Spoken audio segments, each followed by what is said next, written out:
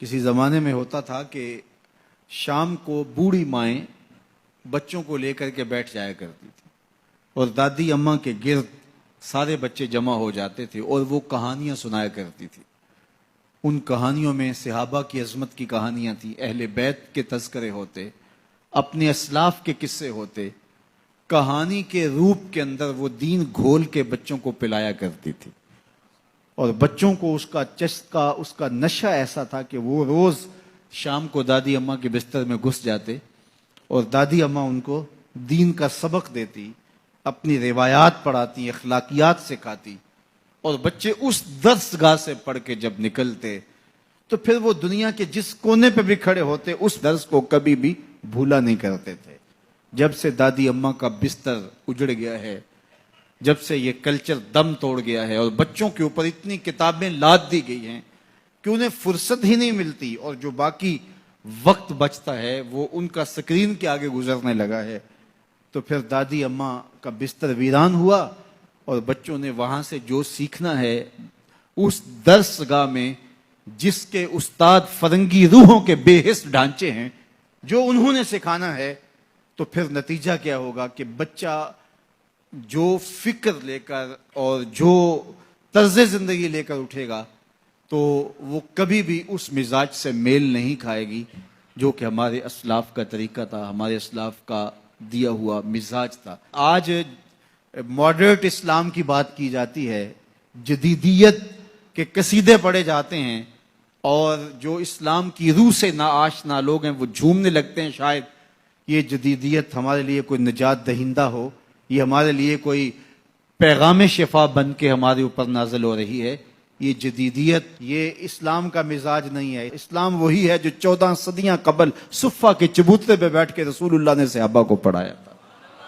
اسلام وہی ہے جو مسجد نبوی کی چٹائی پہ بیٹھ کے رسول اللہ نے درس دیا تھا، وہی اسلام ہے۔ اسلام نہیں بدلا، اور نہ ہی اسلام کے اندر کوئی ناسخ و منسوخ ہے کہ جو مشکل لگا اس کو نکال دیا، جو آسان سمجھا اس کو جو ہے وہ رکھ لیا۔ یہ خواہشات کا اسلام نہیں ہے، آرزوؤں کا اسلام نہیں ہے کہ جو مشکل لگا اس کو نکال دیا۔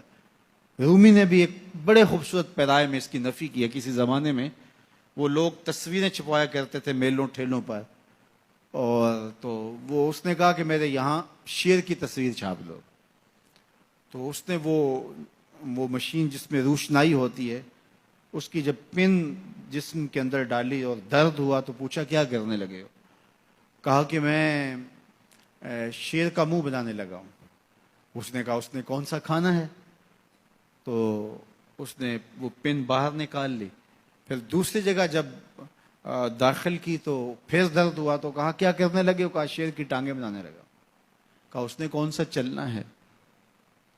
پھر اس نے خیر باہر نکالی، روشنائی اندر جذب کرنے کے لیے پھر جب اس نے سوئی ڈالی تو کہا اب کیا کرنے لگے ہو؟ کہا میں شیر کے کان بنانے لگا ہوں۔ تو اس نے کہا اس نے کون سا سننا ہے؟ تو خیر اس نے پھر نکال لیا، تو جہاں رکھے تو پوچھے کیا کرنے لگے ہو؟ کبھی بولے میں اس کی آنکھیں بنانے لگا ہوں، کبھی کہے اس کی دم بنانے لگا ہوں، تو یہ کوئی نہ کوئی عذر پیش کر دے۔ تو اس نے کہا بابا پھر میں کیا بناؤں؟ کہا بس تم شیر بنا دو۔ اس نے کہا میں کیسا شیر بناؤں جس کی آنکھیں بھی نہ ہوں، جس کے کان بھی نہ ہوں، جس کی ٹانگیں بھی نہ ہوں، جس کا پیٹ بھی نہ ہو، جس کی دم بھی نہ ہو؟ کہا بس تم سمپل شیر بنا دو۔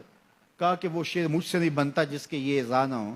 یہ اعضاء تو ہوں گے شیر بنے گا، لیکن جب بھی کوئی اعضاء بنانے کے لیے وہ سوئی جسم کے اندر داخل کرتا تو درد ہوتا، تو وہ اس درد کو برداشت نہ کر پاتا، کہتا نہیں اس کے بغیر شیر بنا دو، اس کے بغیر شیر بنا دو۔ تو میاں یہ جدیدیت کے نام سے جس اسلام کے لوگ بات کرتے ہیں، جو مشکل لگا اس نکال دیا دین سے، یہ دین میں ہے ہی نہیں، بات ہی ختم ہو گئی۔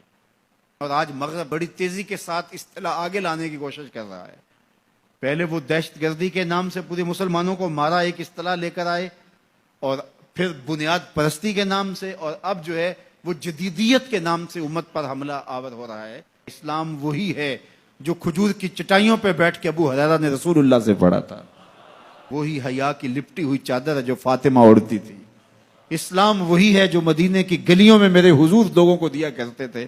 اسلام وہی ہے جو اسلام ہمیں آنکھوں کا حیا بھی سکھاتا ہے اور دل کا حیا بھی سکھاتا ہے، جو ہمیں تقدس مآب زندگی کا درس دیتا ہے، ہمیں عفت، پاکیزگی، انکساری، عجز اور اللہ کے حضور 5 گانا سجدوں کی تعلیم فراہم کرتا ہے. کوئی نیا ایڈیشن اسلام کا جو ہے وہ نہیں چلے گا. تو مختلف ادوار کے اندر لوگ آتے رہے, انہوں نے کئی طرزوں کے اسلام لانے کی کوشش کی, لیکن اسلام غیر متبدل نظام ہے, یہ کبھی بھی تبدیل نہیں ہوگا, یہ اللہ کی حفاظت میں ہے.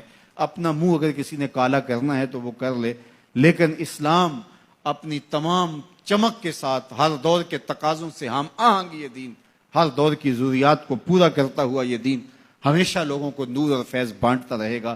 اور اس دین کا ابتدا سے لے کر کے قیامت کے آخری شخص تک ہر شخص کی ضروریات کی کفالت اسلام کرتا ہے, اور سارے ادوار کی ضروریات کو یہ پورا کرتا ہے.